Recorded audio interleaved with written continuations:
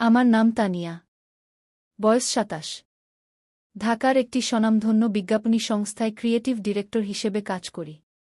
ছোটবেলা থেকেই আমি একটু জেদি আর স্বাধীনচেতা। আমার স্বামী আরিয়ান পেশায় ডাক্তার, যার দিনের বেশিরভাগ সময় কাটে অপারেশন থিয়েটারে। আমাদের সম্পর্কের মধ্যে ভালোবাসা থাকলেও যান্ত্রিকতা আমাদের গ্রাস করে ফেলেছিল। আরিয়ানের অনুপস্থিতি আর আমার একাকিত্ব, সব মিলিয়ে আমি এক ধরনের মানসিক ও শারীরিক শূন্যতায় ভুগছিলাম। ঠিক এই সময়েই আমার জীবনে আসে আকাশ। সে আমার নতুন ড্রাইভার। বছর ২৫-এর এক সুঠাম দেহের যুবক।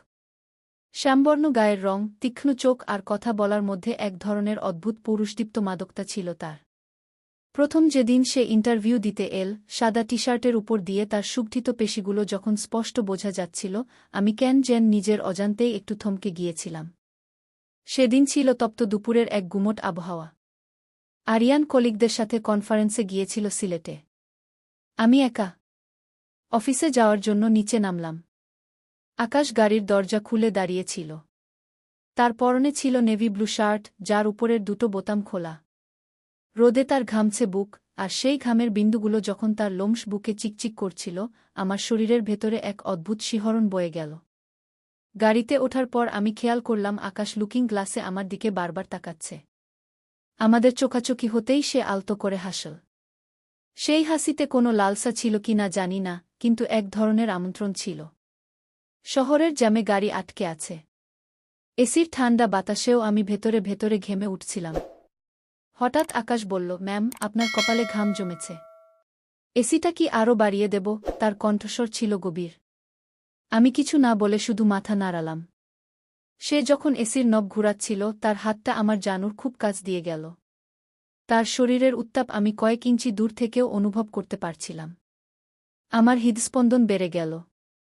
আমি স্লিভলেস টপ পরেছিলাম, আর আমার খোলা কাঁধের উপর দিয়ে যখন তার দৃষ্টির উত্তাপ বয়ে যাচ্ছিল, আমি অনুভব করলাম আমার সারা শরীর কেমন অবশ হয়ে আসছে।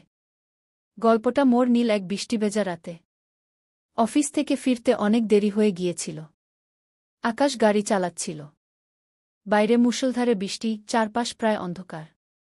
হঠাৎ রাজপথের এক নির্জন কোণায় গাড়িটা থেমে গেল। কি হয়েছে আকাশ? আমি কিছুটা উদ্বিগ্ন হয়ে জিজ্ঞেস করলাম।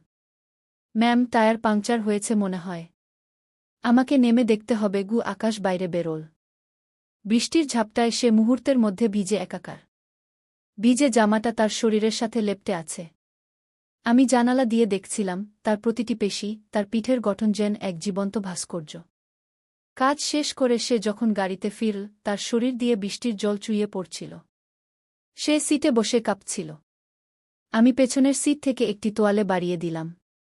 সে তোয়ালেটা নিতে গিয়ে আমার হাতটা চেপে ধরল। তার ভিজে ঠান্ডা হাতের স্পর্শে আমার মনে হল এক পশলা আগুনের ছোঁয়া লাগল। সে আমার চোখের দিকে তাকাল। তার চোখে ছিল এক আদিম আকাঙ্ক্ষা, যা এতদিন আমি আরিয়ানের চোখে খুঁজে পাইনি। আমি চাইলেই হাতটা সরিয়ে নিতে পারতাম, কিন্তু পারিনি। এক অদ্ভুত ঘোরের মধ্যে আমি তার আঙুলগুলো স্পর্শ করলাম। গাড়ির ভেতরে তখন বৃষ্টির ঝমঝম শব্দ আর আমাদের নিঃশ্বাসের ভারী শব্দ ছাড়া আর কিছু ছিল না। সেই রাতে আমরা আমাদের সামাজিক অবস্থানের কথা ভুলে গিয়েছিলাম। ড্রাইভার আর মালিকের মধ্যকার দূরত্বটা যেন গলে জল হয়ে গিয়েছিল। তার স্পর্শের তীব্রতা আর আমার দীর্ঘদিনের জমে থাকা একাকিত্ব মিলে এক কামনাময় পরিস্থিতির সৃষ্টি করেছিল। কিন্তু ঠিক সেই চরম মুহূর্তে আমার ফোনের স্ক্রিনটা জ্বলে উঠল। আরিয়ানের ছবি ভেসে উঠল স্ক্রিনে। আরিয়ানের ফোনটা দেখে আমি যেন হঠাৎ করে বাস্তবতায় ফিরে এলাম।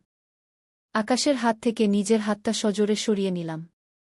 আমার বিবেক আমাকে কশাঘাত করতে শুরু করল। আমি কি করছিলাম?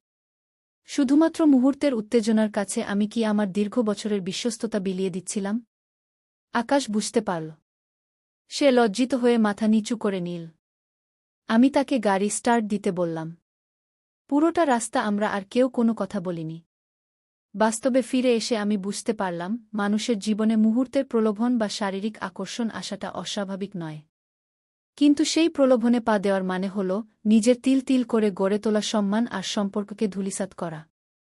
আকাশ হয়তো আমাকে শারীরিক তৃপ্তি দিতে পারত, কিন্তু আরিয়ান আমাকে যে নিরাপত্তা, মর্যাদা আর পারিবারিক পরিচয় দিয়েছে, তা অমূল্য।